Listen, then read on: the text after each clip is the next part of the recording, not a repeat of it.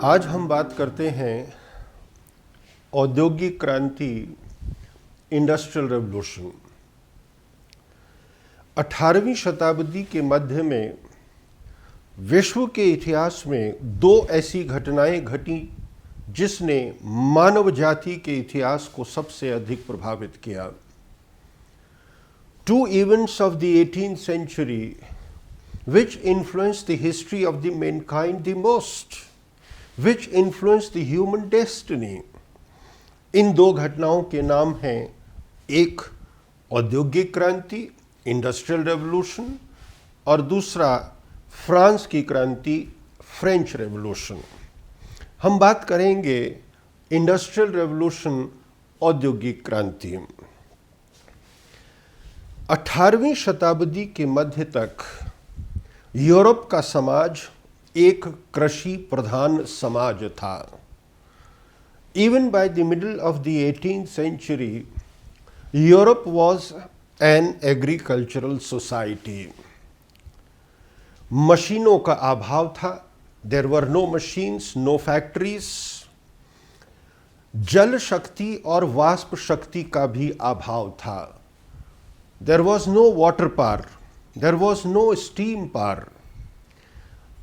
एक व्यक्ति यानी मानव श्रम ही एकमात्र ऊर्जा का स्रोत था।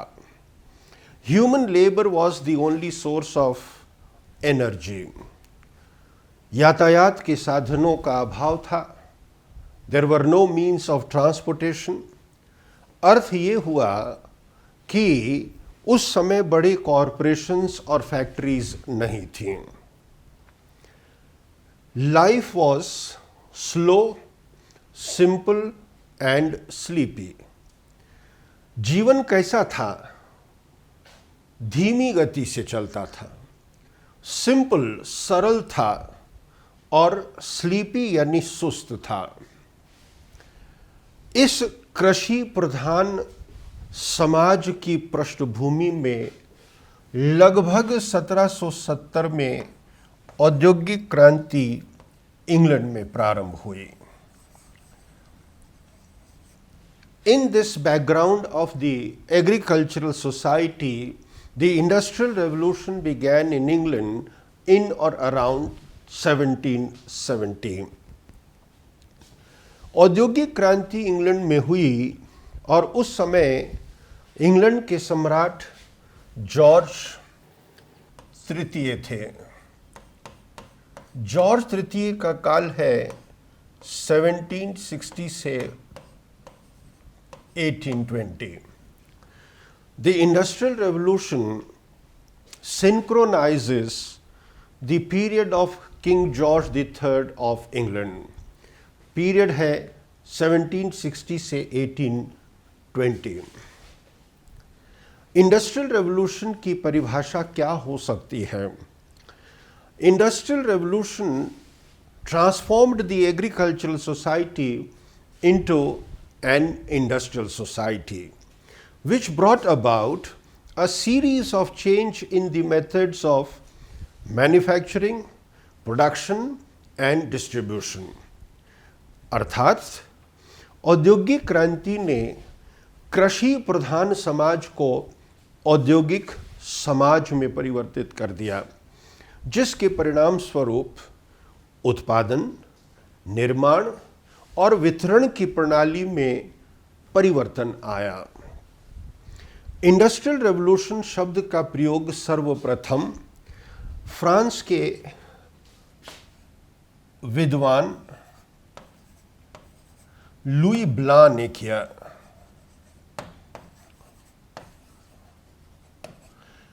लुई ब्लां एक फ्रांसीसी स्कॉलर हैं और इंडस्ट्रियल रेवोल्यूशन शब्द का प्रयोग इन्होंने सर्वप्रथम 1833 में किया। लेकिन इस शब्द को लोकप्रिय बनाने का काम एक ब्रिटिश स्कॉलर आर्नल्ड टॉयनबी ने किया। 1880 से लेकर 1881 के बीच में आर्नल्ड टॉयनबी ने ऑक्सफोर्ड यूनिवर्सिटी में सीरीज ऑफ लेक्चर्स यानी एक लेक्चर्स की श्रृंखला में इंडस्ट्रियल रेवोल्यूशन शब्द का प्रयोग किया और आर्नल्ड टॉयनबी ने इंडस्ट्रियल रेवोल्यूशन शब्द को लोकप्रिय बनाया। औद्योगिक क्रांति का अध्ययन करते समय दो महत्वपूर्ण पहलू हैं जिस पर विचार करना चाहिए। सबसे पहले तो ये समझना चाहिए कि औद्योगिक क्रांति आम क्रांतियों जैसी क्रांति नहीं थी। इसका मतलब क्या? हम जैसे ही क्रांति शब्द का प्रयोग करते हैं तो क्रांति में आपको क्या दिखाई देता है? उग्रता दिखाई देती है। क्रांति में उग्रता दिखाई देती है। इसके साथ साथ एक वॉल्केनिक आउटबर्स्ट होता है, यानी एक ज्वालामुखी के समान विस्फोट होता है, ब्लड शेड होता है, खून खराबा होता है, लोग मारे जाते हैं। परंतु इंडस्ट्रियल रेवोल्यूशन में ऐसा कुछ भी नहीं हुआ। इंडस्ट्रियल रेवोल्यूशन में कोई वॉल्केनिक आउटबर्स्ट नहीं था, खून खराबा नहीं था। तो इसका अर्थ ये हुआ कि हम ये जानना चाहेंगे कि औद्योगिक क्रांति का स्वरूप क्या था, औद्योगिक क्रांति का नेचर क्या था। औद्योगिक क्रांति वॉज इवोल्यूशनरी इन नेचर। इसका अर्थ ये हुआ कि औद्योगिक क्रांति का स्वरूप विकासवादी था। ये धीमी गति से होने वाला परिवर्तन था और जैसा हमने कहा कि ये आम क्रांतियों जैसी क्रांति नहीं थी। फिर प्रश्न ये है कि हम इसे क्रांति क्यों कहते हैं? हम इसे क्रांति इसलिए कहना चाहते हैं क्योंकि इस घटना से होने वाले परिवर्तन क्रांतिकारी थे।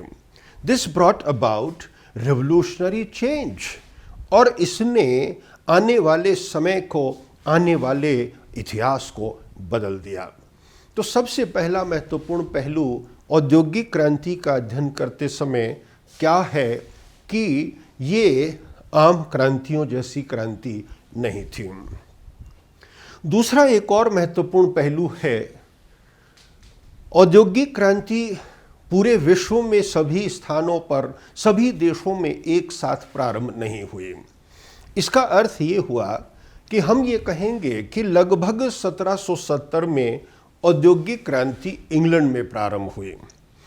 उसके अगले 50 वर्षों तक इस क्रांति का प्रभाव इंग्लैंड पर दिखाई दिया।